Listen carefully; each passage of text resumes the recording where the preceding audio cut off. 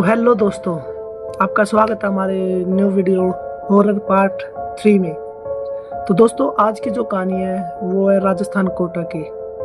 वहाँ पे एक गांव है। वहाँ पे उस गांव में एक हवेली है जो काफ़ी लंबी समय से बंद पड़ी है।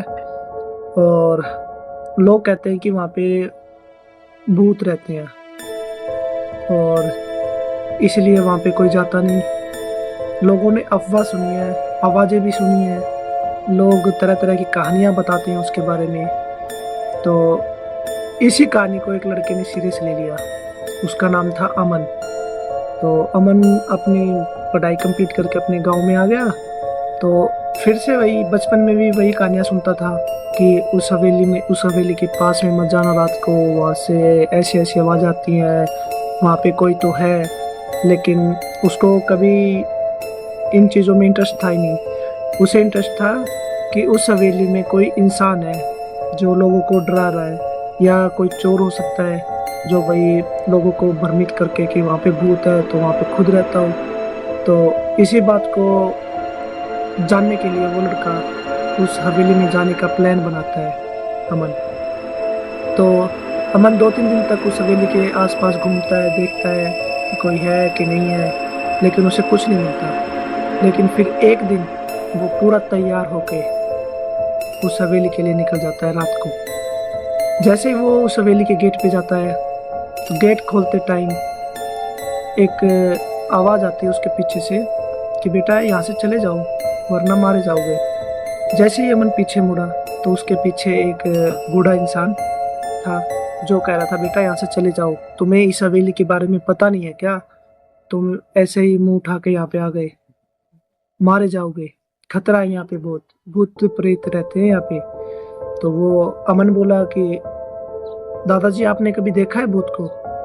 वो बोला नहीं। तो फिर आप कैसे मान सकते हो कि यहाँ पे भूत है? यहाँ पे कोई इंसान भी तो हो सकता है। तो अमन उसकी एक भी नहीं सुनी, अमन अंदर चला गया। तो अमन ने मेन गेट था हवेली का वो खोला, उसके अंदर गया। उसके अंदर जाते ही वो अपने साथ 2-3 लाइटें लेके आया था। तो उनको 2-3 जगह फैला दिया और बीच में सोफे पे बैठ गया जाके। फिर उसने थोड़ी देर फ़ोन चलाया। उसके बाद उसने अपने बैग से बियर निकाली और बियर पीने लगा। फिर अचानक से एक खिड़की खुली और हवा का झोंका तेज़ी से अंदर आया। अमन देख के थोड़ा डर गया। फिर उसने देखा तो खिड़की खुली है। तो वो भी सोचने लगा, यार हवा का झोंका ही तो है, ऐसा क्या है? तो जैसे ही वो उसको खिड़की को बंद करने गया, जैसे ही वो पीछे मुड़ा, उसने देखा कि जिस सोफे पे वो बैठा था वो हवा में घूम रहा है। और अचानक से वो घूम के उसकी तरफ तेजी से आया। लेकिन अमन साइड में कूद गया और वो सोफा खिड़की से बाहर, आधा खिड़की में आधा खिड़की के बाहर। अमन सोचा कि ऐसा क्या था जिसने इस सोफे को मेरे ऊपर भगा दिया। सोच में पड़ गया। उसने जाके लाइटें उठाई अपनी और चारों तरफ देखने लगा। बोला, कौन हो? मेरे सामने आओ। लेकिन फिर एक आवाज़ आई, बोला, चले जाओ वरना मारे जाओगे, कि तुमने सबसे बड़ी गलती की है यहाँ पे आके, और तुम्हें इसका खामियाजा भुगतना पड़ेगा। आवाज़ एक परछाई में बदल गई और वो परछाई जैसे ही उसने इंसान का रूप लिया तो अमन भी उसे देखकर डर गया। क्योंकि वो जो इंसान था वो 6 फीट लंबा इंसान, और उसका पूरा चेहरा जला हुआ और उसके मुंह से खून निकल रहा था। उसने बोला, अब तुम नहीं बचोगे। 10 साल पहले मेरा यहाँ पे खून हुआ था, जिसके बाद मैंने यहाँ पे किसी को रहने नहीं दिया। मेरे ही अपने घर वालों ने मुझे मार कर पीछे गाड़ दिया और लोगों को भनक तक नहीं हुई, और लोगों को बोल दिया कि हमारा लड़का शहर चला गया, वहाँ चला गया। लेकिन उन्हें सच्चाई का पता नहीं कि मैं यहाँ पर भटक रहा हूँ एक आत्मा के रूप में। उस दिन से मैंने किसी को यहाँ पे रहने नहीं दिया। फिर अमन बोला कि तुम ही लोगों को यहाँ पे रहने नहीं दे रहे। बोला, हाँ, और अब तुम भी नहीं बचोगे। अमन एकदम से घबरा गया अमन भागने लगा, लेकिन उसने अचानक से अमन को उठाया और इधर उधर फेंकने लगा। अमन की हालत बिल्कुल खराब हो गई।